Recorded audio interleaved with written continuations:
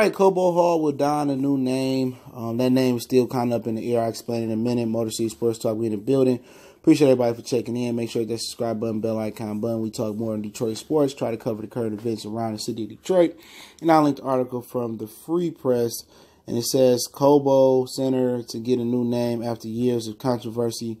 And what we know, and pretty much what we know, is that the Chemical Bank has purchased the naming rights to Cobo Convention Center for $1.5 million annually for 22 years, an industry record.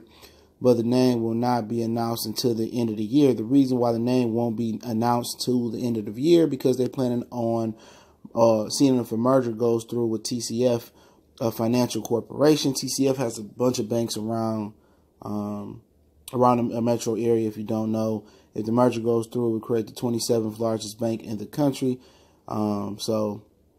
But if it doesn't go through, Cobo is going to don the name Chemical Bank Center. So that's what we do know. And they made a little statement. You can read it in an article. I'll link in the description as I usually do. And the thing about it is that a lot of people don't know about the history of Detroit and some of the other things they got going down there as far as some of the symbols and just deep things that you would never think of downtown that I can't talk about on YouTube. But Cobo was named after a mayor that was perceived as being racist, Albert Cobo. He was born in Detroit, 1950 to he was the mayor from 1950 to 1957.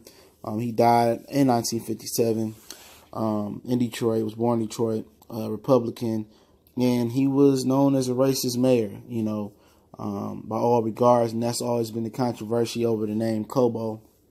So a lot of people say, well, they sold the name out to anything, and I know it is Cobo, but a lot of people in Detroit really don't know the history about this stuff, man, because we don't read. They're not going to put this on PSAs or PBC and stuff of that nature. It's best to, you get the, researching this stuff, man, because, you just read a little bit about them. It says a major aspect of Cobo's campaign is the subsequent terms and offers involving upholding racial restrictive covenants in housing. While his opponent, George Edwards, openly supported the provision of housing for black families in any neighborhood in Detroit, Albert Cobo's campaign against the Negro invasion of the white neighborhoods. See, just that little part right there, you go research, you find out, about some of these dudes, and you in an establishment or a building of somebody that was very, very racist towards, a lot of the people that come in there. Black people, a lot of black people come to Cobo, and a lot of ignorant things happen at Cobo. A lot of black people go down there for the auto show, concerts, and stuff of that nature. They redid it not too long ago, but you don't be knowing what establishment you in.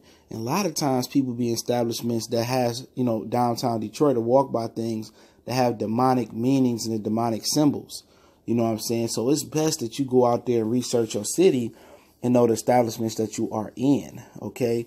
And a lot of people didn't even know what Cobo was named after, and know that it was named after a racist mayor. So it's good that they changed the name. Now, the Chemical Bank One Center or the TCF, whatever they end up naming it, may not be the coolest name. We might got some of the cheesiest names around the United States with the Little Caesars Arena.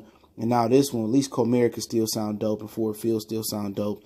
If the Fords wasn't sucky as owners, but hey, man, it is what it is, man.